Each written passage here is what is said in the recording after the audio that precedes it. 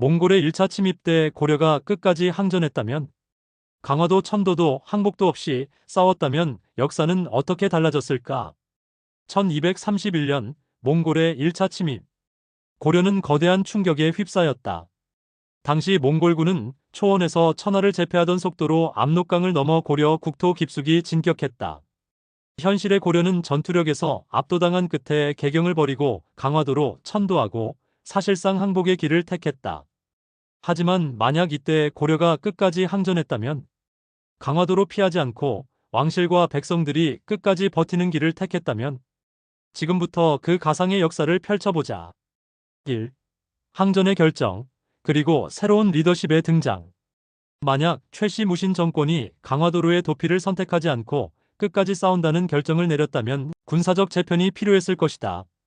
기존의 문신 중심 체계는 붕괴하고 실제 전투에 능한 무인들이 주도하는 군사정부로 전환되었을 가능성이 높다.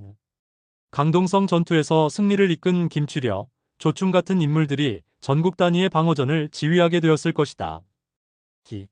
전면전으로 확산된 전쟁, 민중의 항거와 의병. 고려 전역이 전장이 되었을 것이다.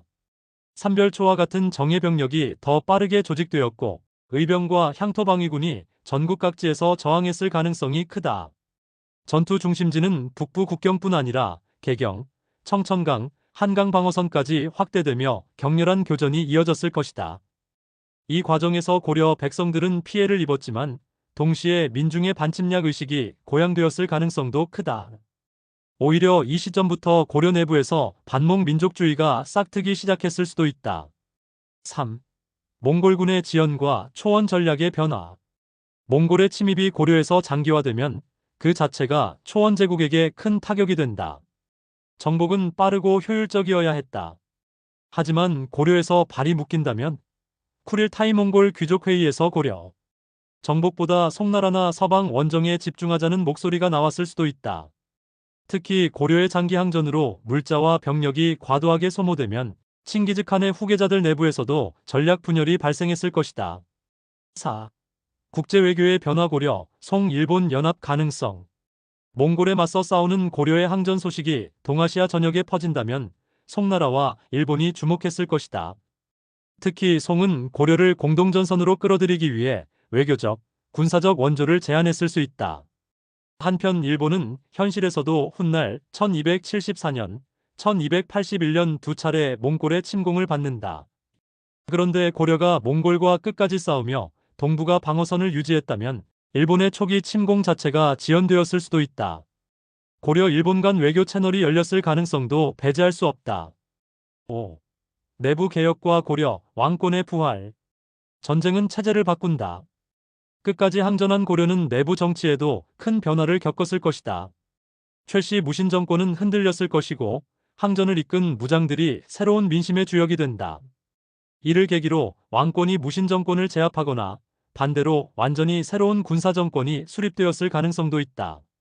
무엇보다 나라를 지킨 왕이라는 이미지를 획득한 국왕은 무력한 상징이 아닌 실질적 통치자로 복귀할 수 있는 기회를 얻었을 것이다.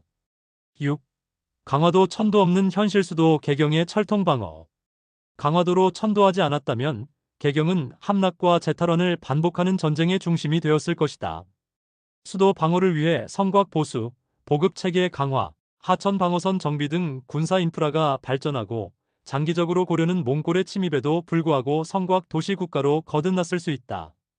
현실에서는 강화도에서 30년 이상 버티며 피지배 상태로 들어갔지만 끝까지 싸웠다면 고려는 피지배 대신 전쟁 속 자립의 길을 갔을 것이다. 7. 고려 역사에서 정면 승부의 민족 이미지 확립. 고려는 현실에서 굴복과 협상을 통해 명맥을 유지했다. 하지만 만약 끝까지 싸우고 어떤 형태로든 몽골의 침입을 좌절시키거나 일부 승리를 거뒀다면 오늘날 우리는 고려를 싸워서 지킨 나라로 기억했을 것이다. 이는 조선이 명과 맺은 사대 관계보다 고려의 자주성에 더 무게를 두는 역사관을 만들어냈을 것이다. 몽골 1차 침입 당시 고려가 끝까지 항전했더라면 우리는 전혀 다른 동북아의 지도를 마주했을지도 모른다. 고려는 한반도의 성곽국가로 재편됐고 몽골의 동진이 지연됐으며 동아시아 국제관계의 판이 달라졌을 것이다. 그리고 오늘날의 한민족 정체성도 더 강한 자주성과 저항 정신을 중심으로 형성됐을 가능성이 있다. 이 이야기가 흥미로우셨다면 구독과 좋아요 부탁드립니다. 여러분이 상상하는 또 다른 가정의 역사가 있다면 댓글로 남겨주세요. 우리는 언제든지 그 역사의 문을 다시 열 수 있습니다.